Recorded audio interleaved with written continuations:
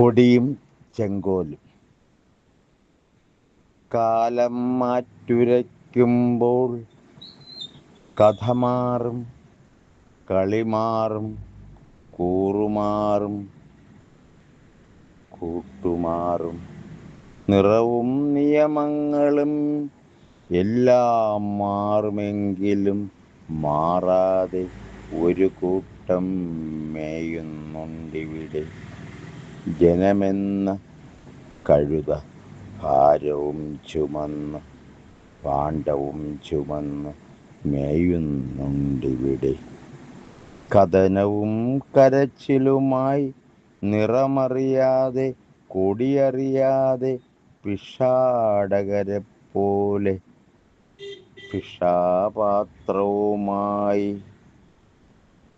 വറ്റുപോലും കിട്ടാതെ വാറ്റുനികുതിയും മറ്റും തട്ടിയെടുത്ത് കട്ടവനെ കുടത്തിൽ തപ്പുന്ന ഭൂതത്തെപ്പോലെ ജനം പേടിച്ചോടുന്നു, ജനം പേടിച്ചോടുന്നു. ഈ ഭൂതങ്ങളെ പേടിച്ചോടുന്നു. കൊടികൾ മാറി മാറി വന്നാലും ചെങ്കോലുള്ളവൻ, കൊടികൾ മാറി മാറി വന്നാലും ചെങ്കോലുള്ളവൻ ചെകുത്താനാകാതെ ജനത്തെ കാക്കാൻ, കാതലാവാൻ, കരുതലാകാൻ കഴിയുമോ? എല്ലാം ഓം ശാന്തി, ഓം ശാന്തി എന്ന് പറയാം.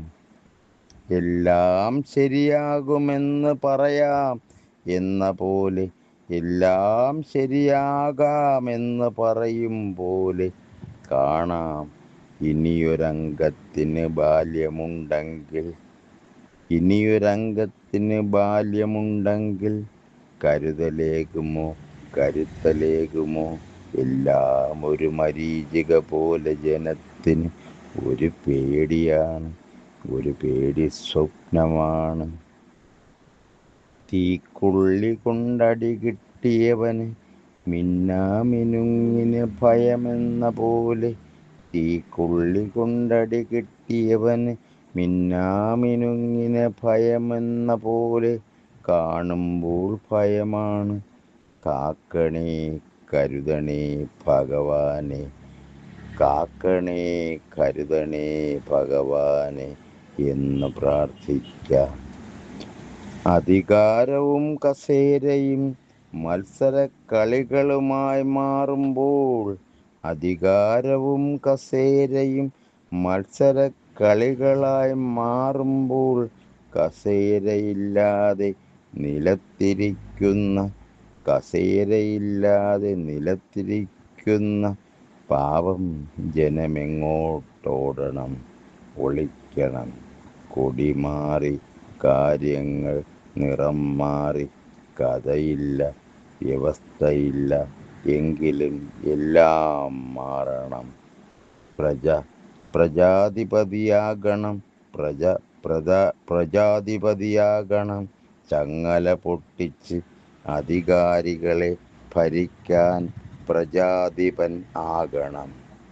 എങ്കിലേ ജനാധിപത്യമാകൂ, എങ്കിലേ ജനാധിപത്യമാകൂ.